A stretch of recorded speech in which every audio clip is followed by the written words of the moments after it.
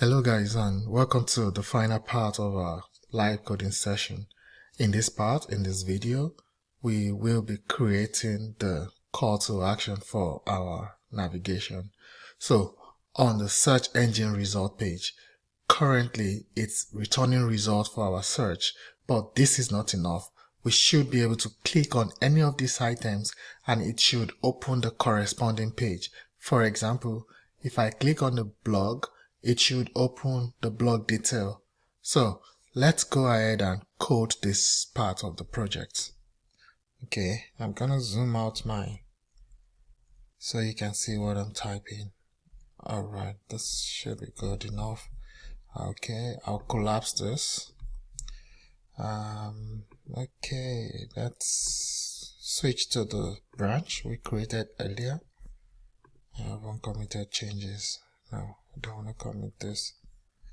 So let's switch to our branch called search. So I'll pull the recent changes from remote to prevent Git conflict. Okay, so that is resolved. So what do we want to do? We want to create event handler for this div. So when a result is clicked, it should open the corresponding page. So I'll make this div clickable, and then I'll put a function. So the div is going to call a function, then we'll write the function. So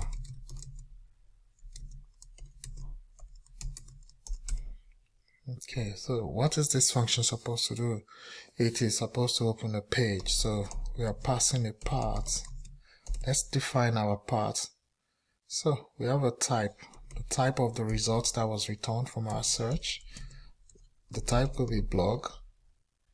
So if the type is a blog, then we are navigating to the blog page. So I'm using string literal. This is string literal from ES6. So we navigate to /blog/id. Alright. So this should open the page that we have defined for blog details.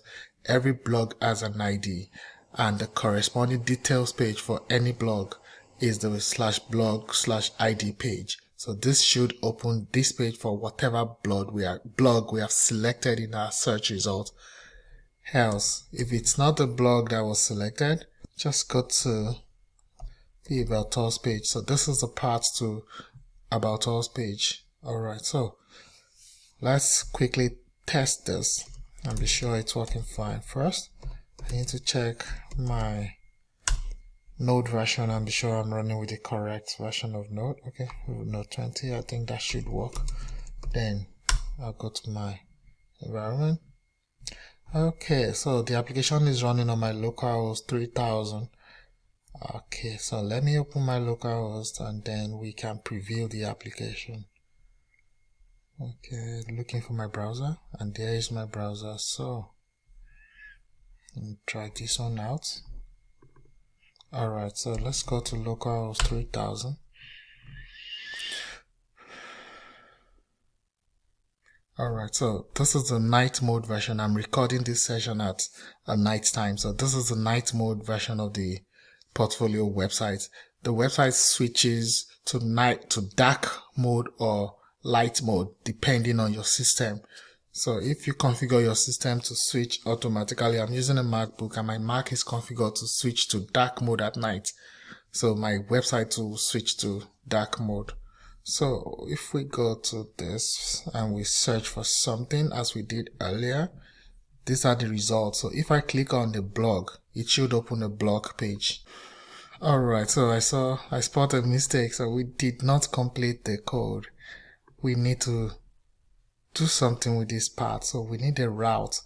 I will just import the use router.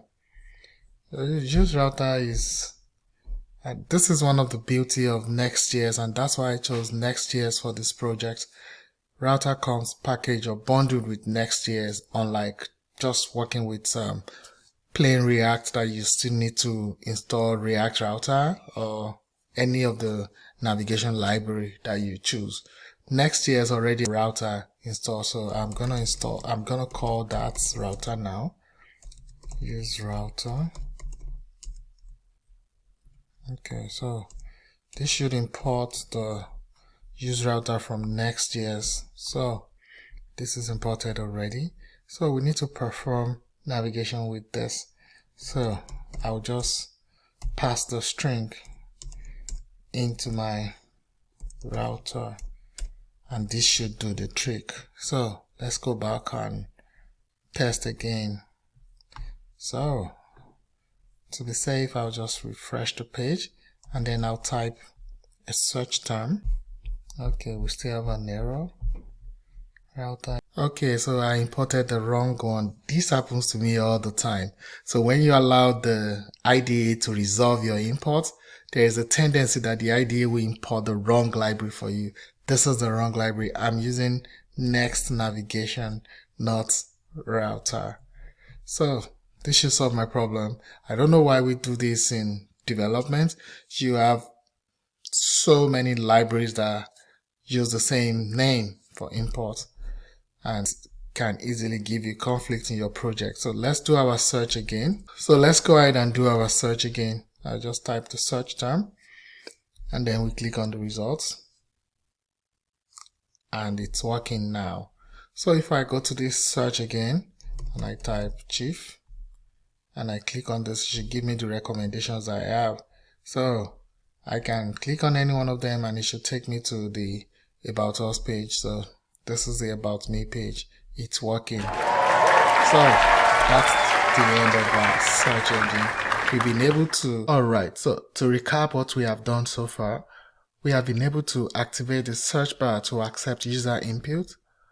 We have also been able to process this input as a search term. So we use this input to search against the content of our website and it returns a result. We have also been able to undo a call to action on the selected result. So from the result returned from our search, we have been able to undo the call to action. So what is next? What do we want to do next? I'd like to write test. It's a good practice to write test for your code. We did not write test at all, which is not good. So why do we need to write test? To catch bugs early. It's good if you catch bugs in your code before your clients discover them.